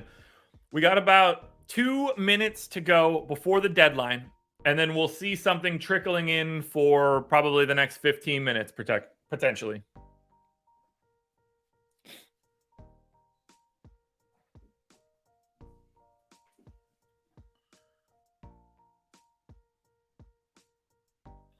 What do we got coming in here? Christian Wood is staying in Dallas, per Mark Stein.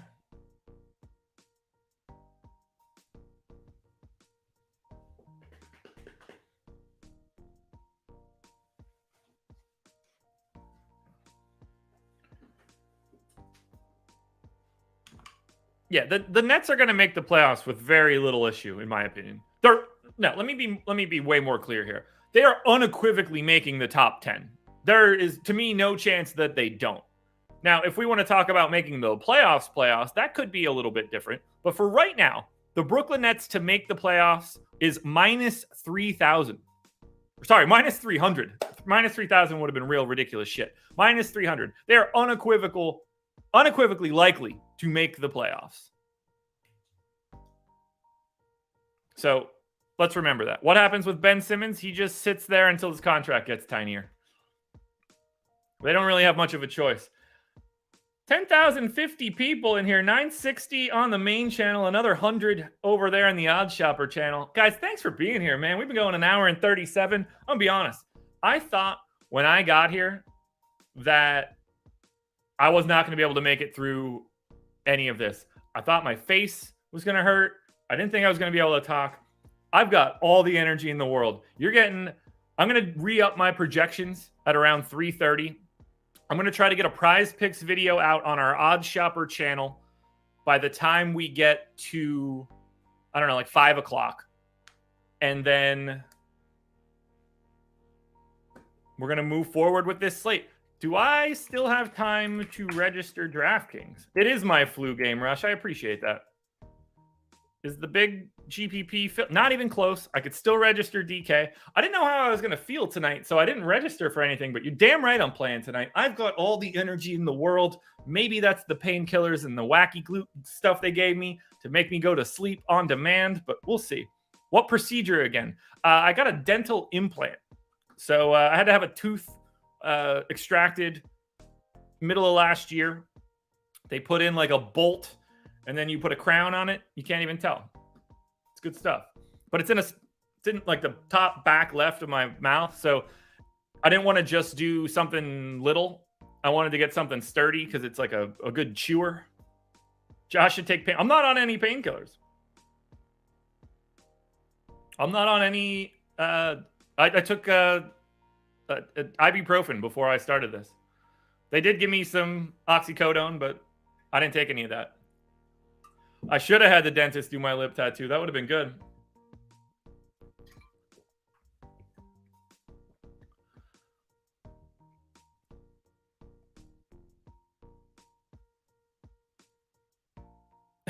Cheyenne, no, I never have any issue getting to 7 o'clock, but the 10 o'clock not swapping off of something that happens could very easily be a thing for me. All right, we're at 3 o'clock. So now we just got to wait. See if anything else trickles in.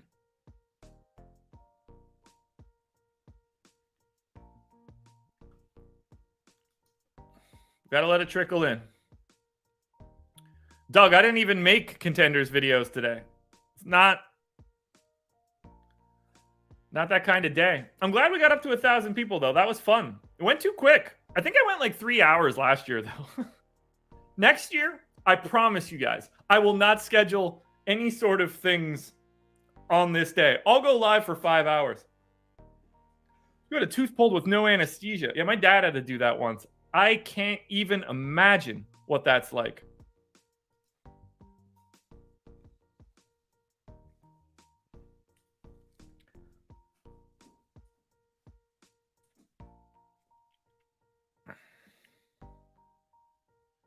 This is gonna be a fun one, folks. I'm waiting here now to see anything else coming in.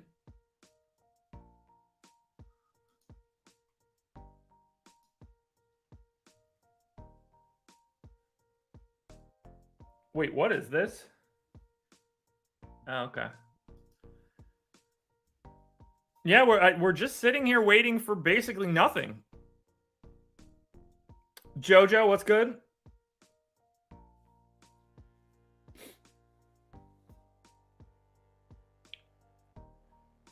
Curtis, I'm a big fan of the Warriors once they get to the playoffs, man. They are They're a really, really good, like their actual starting lineup is really good. Look, we got to remember, it's something that I've shared before. But I guess I could do that again. Am I surprised the Jazz didn't make any more moves? Appreciate the super chat here from Teddy. No, not really. Like, they didn't have too much else to have to worry about. I think they're trying to keep Clarkson. So they didn't really have a ton more bodies that they really needed to get off of. So I know I've talked about this before, but if you ever want to think about what teams are actually good and what we're going to see for the most part in the playoffs, looking at the plus minus of like main lineups to me is a very, very good indicator. For example, Curry, Thompson, Wiggins, Draymond Green, and Looney have played 705 possessions together. They are plus 22 per 100 possessions. They are basically the best five-man lineup that exists in the league that plays together a lot. And that's scary when you get to the playoffs. Denver's not too far behind. Murray, KCP, Bruce Brown, Aaron Gordon, and Jokic, plus 10.5.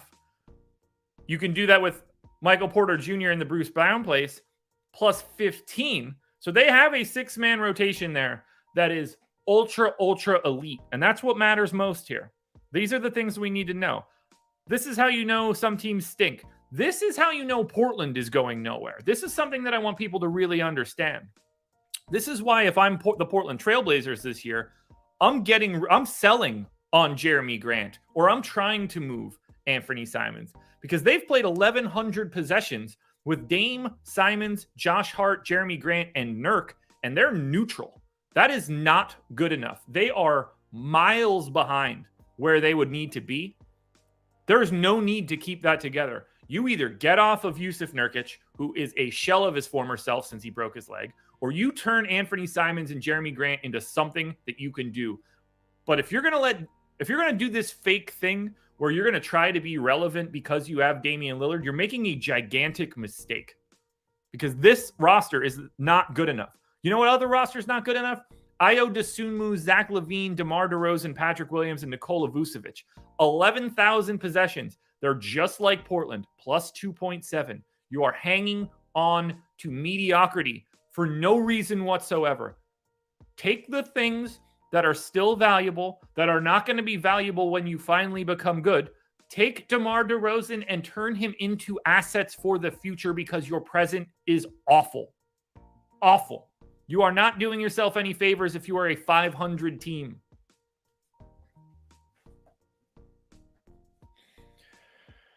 Woof. Now, if we want to talk about other teams that are actually good, we can do that. Harden, Melton, Harris, Tucker, Embiid, plus 12. Yes.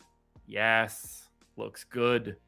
Here's the sneaky one. Trae Young, DeJounte Murray, DeAndre Hunter, John Collins, Clint Capella, plus 12. Sneaky better than they seem that they are. Maybe that extra Sadiq Bey bench help helps Atlanta more than you know. Julio, I have no idea. Opinions on the Knicks. Brunson, Grimes, Barrett, Randall, Mitchell, Robinson, plus 8. It's not fine. I think we could all agree that we know that is not a five-man lineup that's really going to get you where you need to be.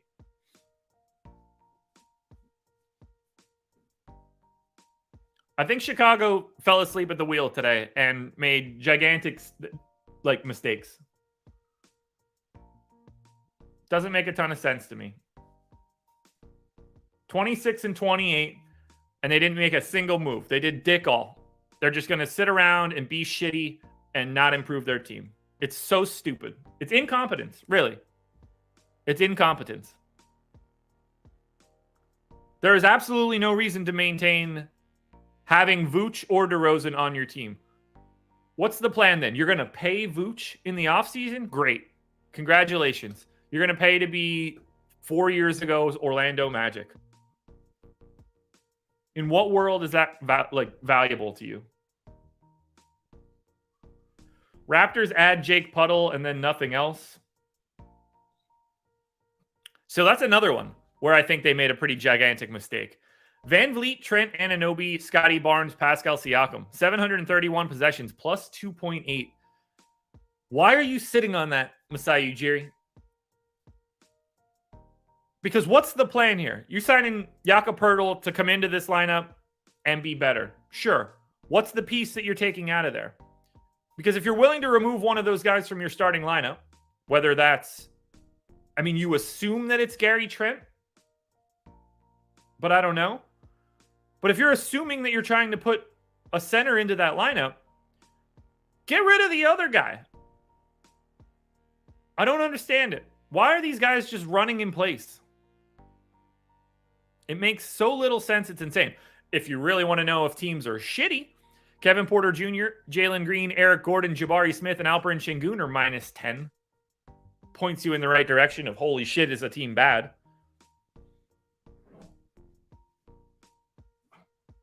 What is happening right now in chat? Jaylen Brown. What is this Jaylen Brown Middleton thing? What am I missing here?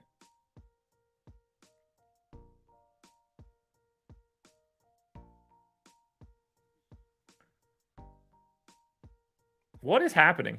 Chat's being crazy. Knicks will not have a deal that includes Obi Toppin. Warriors save $7 million in luxury tax, $30 million for next year. Apparently, the Cavs are not going to buy out Kevin Love. I guess Brooklyn just has all of the wings in the NBA, which Bill Simmons tweeted a couple minutes ago. That one's weird to me. They've got too many of those bodies. And they had commodities that are very easy to trade. Like, if I tweeted it earlier. If I'm the Cleveland Cavaliers, I'm trying to go get Royce O'Neal or one of those mid wings on the Nets to put into that, to be their 3 over Isaac Okoro or Karis LeVert or whatever. I don't understand why you don't do that. Maybe the price was too high. Who knows? Maybe the price is too high. Orlando, that's a good shout. Fultz, Harris, Wagner, Banchero, Wendell Carter Jr. is plus 4.5. To me, that 5-man group has a better plus minus than the Raptors guys. Put that into perspective for a second. Because people are going to love to take a shit on Gary Harris. He's a functional dude, man. That's how good Franz Wagner is. That's how good as a rookie Paolo Banchero is. And all rookies suck. All of them. At best, you get 1 or 2 that are better than average out of the gate. And that's what they got out of Banchero. Orlando's building something nice right there. Sixers have an open roster spot for buyout guys. Don't be surprised if that's Danny Green. What is this Chris Middleton, Jaylen Brown argument that's happening?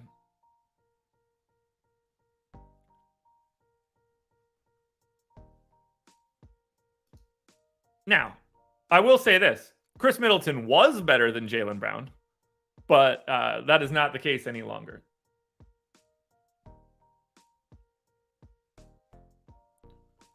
Wow. Insane. What are some other starting fives that look good? Garland, Mitchell, Okoro, Mobley, and Allen is plus 12. That's kind of interesting to me. If you could just make Isaac Okoro be better, having that as your second guy out is very interesting to me.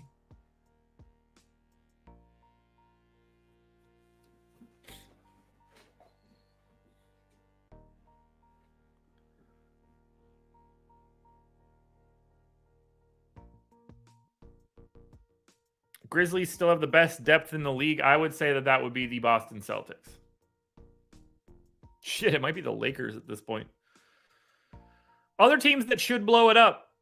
Kyle Lowry, Tyler Hero, Caleb Martin, Jimmy Butler, Bam Adebayo, plus 4. Not going to get it done. And I got a sneaky suspicion that Kyle Lowry is the reason that that's the case. Other teams that I think could have been interesting for today. Well, let's do it like this. So we know that the Celtics are exceptional. They are the leaders for the title. And we're not surprised by that. Boston's starting lineup is really good. Like, we don't have, they're plus 13. We know that that's a good one. We know that the Bucks are good. We don't know what the lineups look like for the Suns yet. I already outlined that the Nuggets are fantastic with their 2 alternative 5-man rotations. Let's see. What do the Clippers look like? Because they probably don't have anybody that's played a shit ton.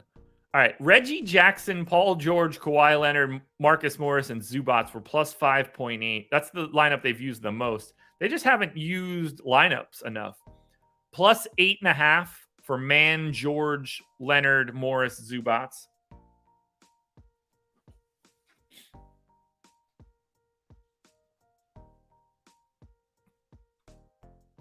What other guys do we have here that we could look at? I mentioned the Sixers lineup still looks good. Oh, we haven't looked at Memphis yet. How many possessions has Memphis played with their best lineup? Morant, Brooks, Conchar, Jackson, Adams, plus 14. Morant, Brooks, Bane, Jackson, Steven Adams, plus 12. That's when you start to realize what you got. Warriors made a push for OG Anunoby. Masai wanted Kuminga, somebody else, and picks. They said no.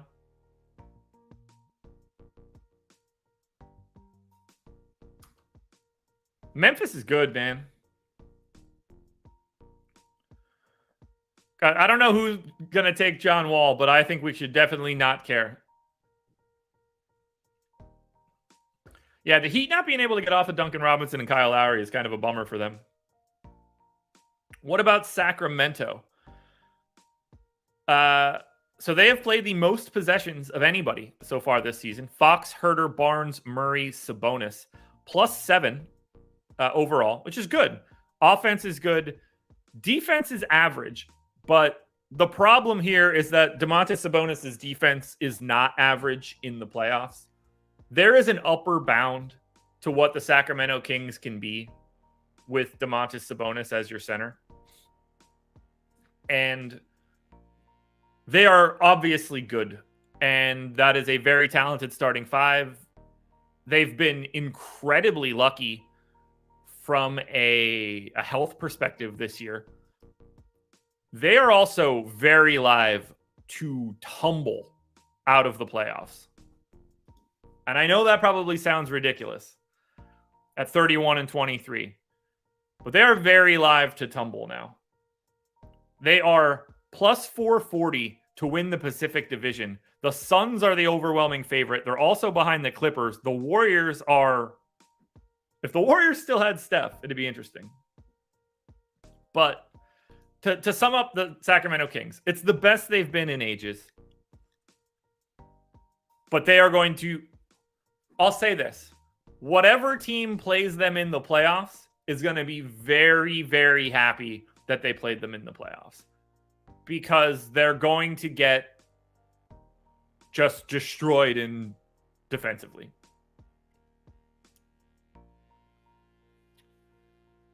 Ryan, I disagree there. I think the Kings are perfectly set up to be an ultra successful regular season team. Sabonis raises your floor like that in the regular season. He's the perfect... If you want to try to make the playoffs, he's one of the best guys that you could have in the league. But you're not going to go anywhere with him, is my opinion. Well, guys, I think we're done here. I really think we're done here. I don't know if I have anything else to touch on.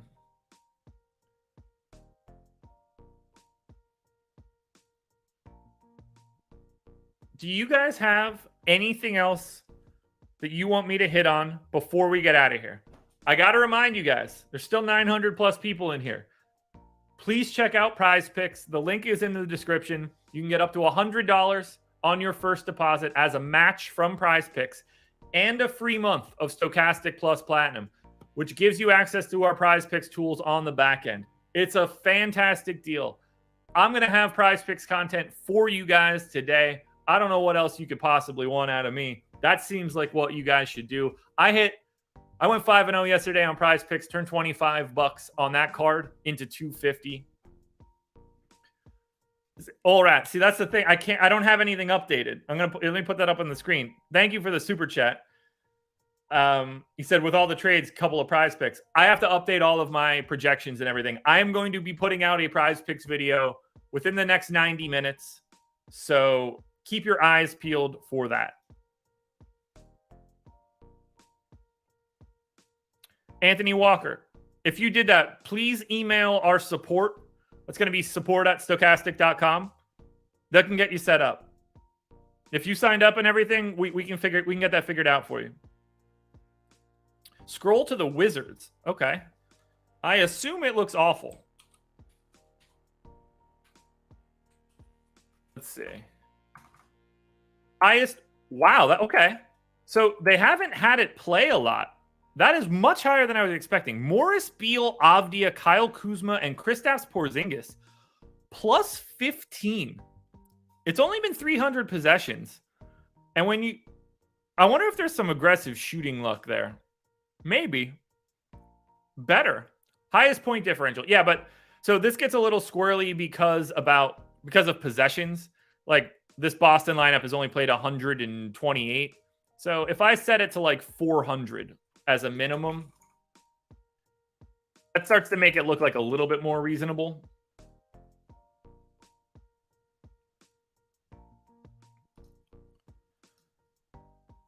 Over 400, the best lineup is Gold. This is where you start to see like real starting lineups. Golden State, Denver, D'Angelo Russell, Anthony Edwards, McDaniels, Kyle Anderson, Rudy Gobert in 518 minutes is a crisp plus 14. That lineup's dead now. But is it better with Mike Conley? We don't know. But Rudy Gobert, 102.3 defensive rating in those 518 possessions. It's almost as if Rudy Gobert can still anchor an incredible defense. Maybe. Very interesting to see. I didn't know that was going to be that high either. The worst team to play at least 400 is Houston. Surprise, surprise. Detroit second. Orlando with Bol and Mo Wagner is at the bottom. You don't get a lot of teams playing 400 possessions that are just utter ass, but Houston's doing their best. Can we get to 500 likes before the end, Stephen Leibowitz? We're at 432. For the 733 of you that are in here still in the main channel, if you could hit the thumbs up and get this over 500, that would be great.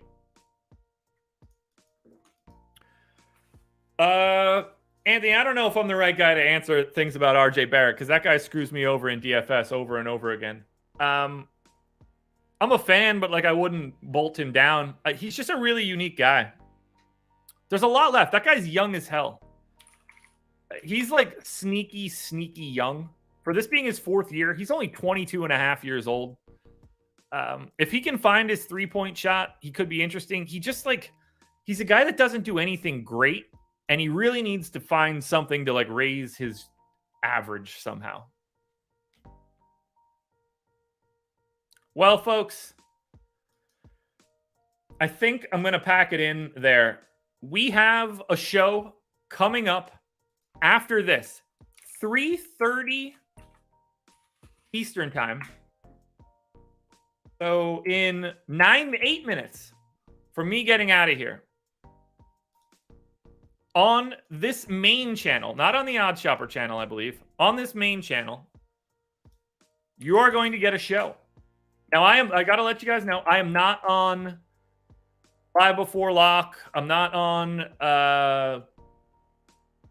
the deeper dive or anything tonight. I'm going to try to get some content out for you guys shortly. I believe you have a No House Advantage show coming up next. Let me double check that. I want to make sure I'm telling everybody what you got going on. Graphics. You've got the No House Advantage NBA strategy show coming up at 3:30. Deeper dive's going to be at 5. Adam and I assume Laffy, you'll probably get Eric and Greg. They're going to have the ability to break down everything for you guys. Everything that you could possibly want to know for the rest of tonight's slate. They're going to break it down for 2 hours for you guys. Doesn't look like we're going to have any more deals coming in Thank you guys for joining me. We got 2 hours in. I had an absolute blast doing this.